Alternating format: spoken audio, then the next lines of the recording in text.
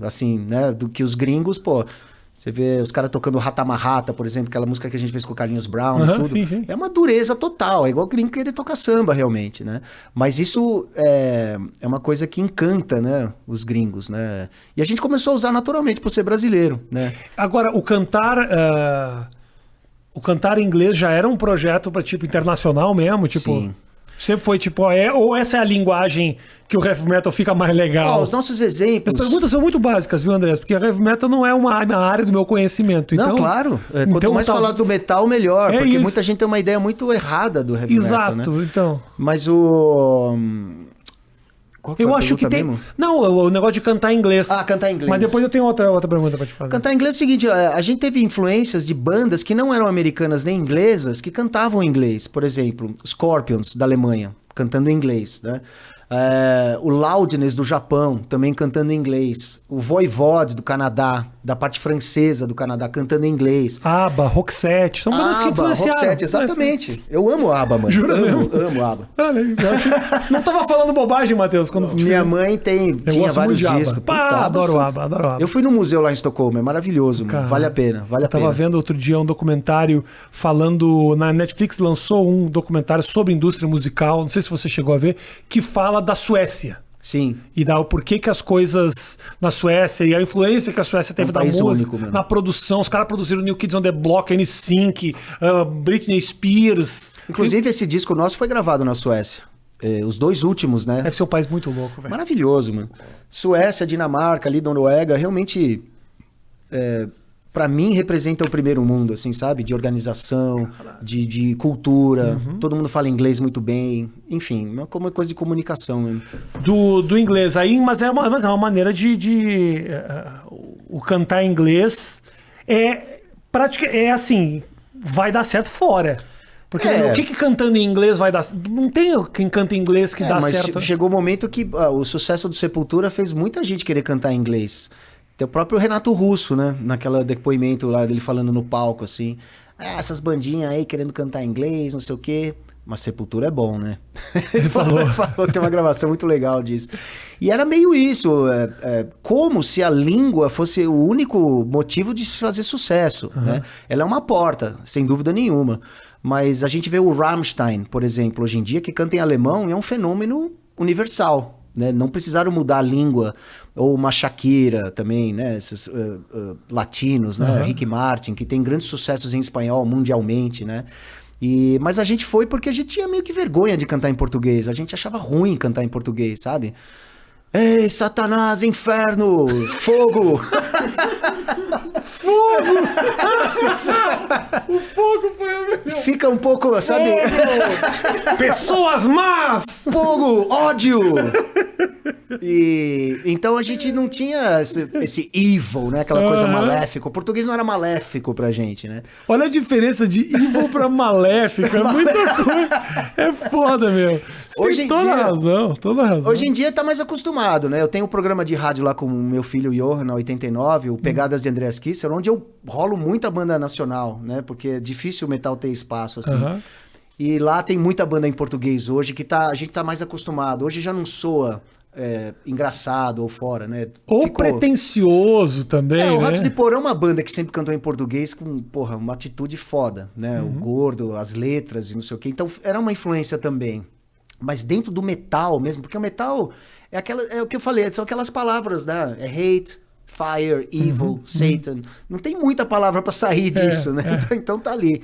Então, na época tinha um tabu realmente de cantar em português, apesar de ter bandas Salário Mínimo, né? Outras bandas, o Corsos começou cantando em português. Mas aí viu que o inglês é que realmente colocava uma gravadora como o Roadrunner, né? Que investiu, em português não investiriam na gente. Mas isso não deixava, hoje em dia não, se cruzaram obviamente a fronteira, mas assim, num limbo, porque você não pode estar num... Não era nem brasileiro, nem fora do Brasil. E aí vai o M latino, não vai porque o cara não canta em espanhol. É isso mesmo. Também, com todo respeito, foda-se. Eu acho que vale mais a sua mensagem, a maneira que você quer se expressar. E não você se moldar a prêmio ou a tocar em rádio. Isso sempre foi nossa batalha, sabe? De ter liberdade. Porque, mano... tira a distorção, coloca solo de guitarra. Essa também foi uma grande crítica minha, sempre o rock nacional, sabe? Das grandes bandas, de não ter solo de guitarra, de substituir por saxofone, por exemplo, né? Pra ficar uma coisa mais pop. Não, vamos fazer verso, refrão, sem solo, não sei o quê. Então, a gente era o total oposto disso. A gente queria quebrar a rédea, fazer o negócio extremo mesmo, do jeito que as bandas faziam lá fora.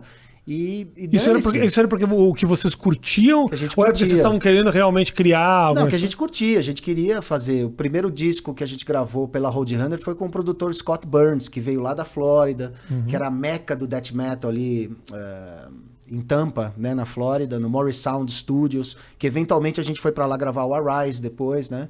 Mas a gente queria aquele som, né? Porque no Brasil também, naquela época, era muito difícil de achar galera gravar distorção. Então a gente levava um monte de CD para referência. Tá. Né? Olha, é assim, mano, batera não tá quebrado, é assim mesmo, né? Tá. A gritaria do vocal e tudo.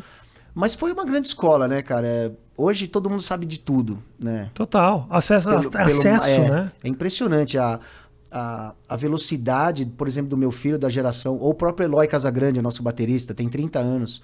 É impressionante a absorção, a esponja, né, que eles têm de absorção de informação e na nossa época era um pouco mais difícil de você conseguir esse tipo de coisa. Hoje você vai na internet e tá lá o Tony Iommi, guitarrista do Black Sabbath ensinando Iron Man pra você, né?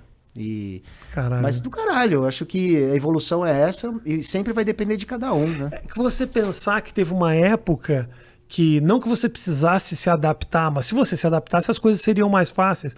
Hoje com a variedade, com as possibilidades de rede social e tal, as coisas mais loucas podem encontrar seus públicos, né? Exato. Teve um momento que, tipo, vai encontrar público da onde? Como é que os caras vão te achar? Não tem, absolutamente não. Essas coisas da rede social é interessante, cara, porque meio que salvou o Sepultura, né, nessa pandemia. Como eu disse, em 2020 a gente tava pronto para viajar, estaria viajando até agora pelo esse disco, né, porque realmente foi muito bem aceito, a expectativa era boa, só que de repente parou tudo. Então a gente criou esse evento toda quarta-feira que a gente chamou de Sepulquarta.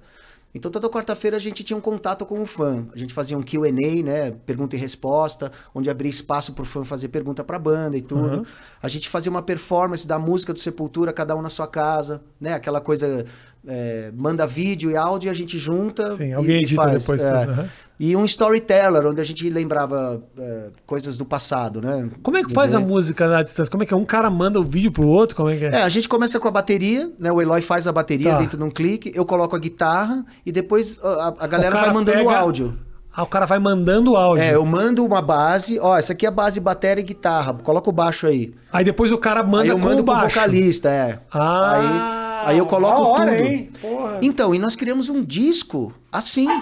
15 músicas com muitos convidados. Tem o cara do Anthrax, tem o cara do Megadeth, tem o João Baroni do Titã, do Paralamas, tem o Charles Gavan, ex-Titãs, enfim. E, cara, só foi possível por causa da tecnologia, porque todo mundo... Por exemplo, você tá aqui na sua casa, vai mandar um vocal para fazer uma música do Sepultura. Você grava aqui, manda o áudio separado e o vídeo...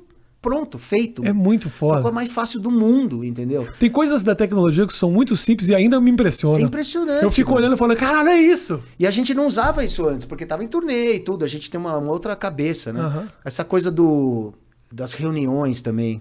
Você vai vir para São Paulo? Não, tô no Rio. Chego só semana que vem. Hoje não existe mais isso.